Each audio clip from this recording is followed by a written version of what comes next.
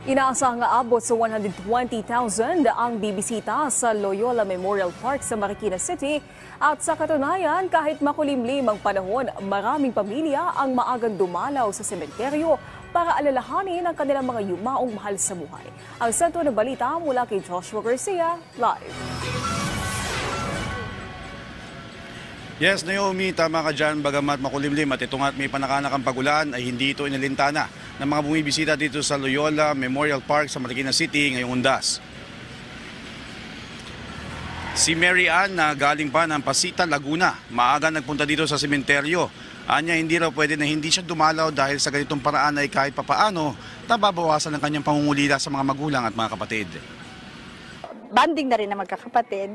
Lungkot, andun pa rin. Kahit nga na nag-asawa ho ako wala akong ginawa kundi umiyak. Siyempre iba pa rin ho ang meron kang magulang. Di ba po? At saka mga kapatid. May mga kapatid na rin kasi kami namatay. Si Mans naman ang binilinan ng kanyang ama bago pumanaw. Ang magkita-kita sila magkakapatid tuwing undas dito sa puntod ng yumao nilang ama. Every year, ito, ganyan, kami magkakapatid, kahit na may kanya-kanya kaming pamilya, nagkikita-kita kami rito. Siya yung naging dahilan para magsama-sama kami.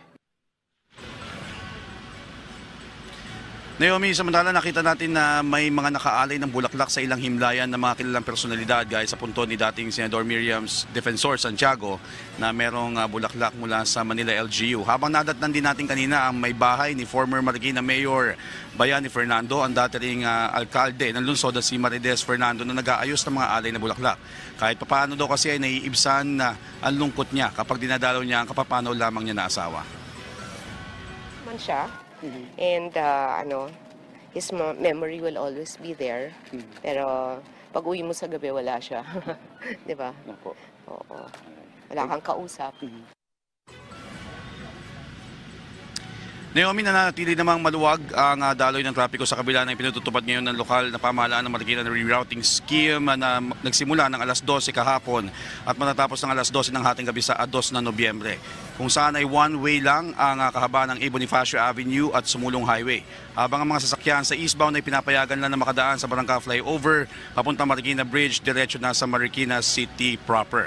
At Naomi, nauna na nga sinabi ng pamunuan ng Loyola Memorial Park na abot sa 120,000 ang inaasahan nilang dadagsa ngayong undas na di hamak na mas mataas kumpara noong nakaraang taon. Nasa mahigit 50 tauhan naman ang nakadeploy ngayong araw na kinabibilangan ng Motorcycle Unit, Special Traffic Action Group, Patrol, Wrecker at maliban pa ito sa Multiplier Force mula sa Bantay Bayan at nasa mahigit 30 tauhan naman ang nakadeploy mula sa Marikina PNP. May nakaposte rin, Naomi, na emergency stations ang Philippine Red Cross para magbigay ng medical assistance sa mga mangangailangan nito. Sa ngayon, Naomi, at dito sa huling tala ng Loyola Memorial Park ay nasa 9,100 na ang dumating ng mga bumisita kaninang alas 12 ng tanghali.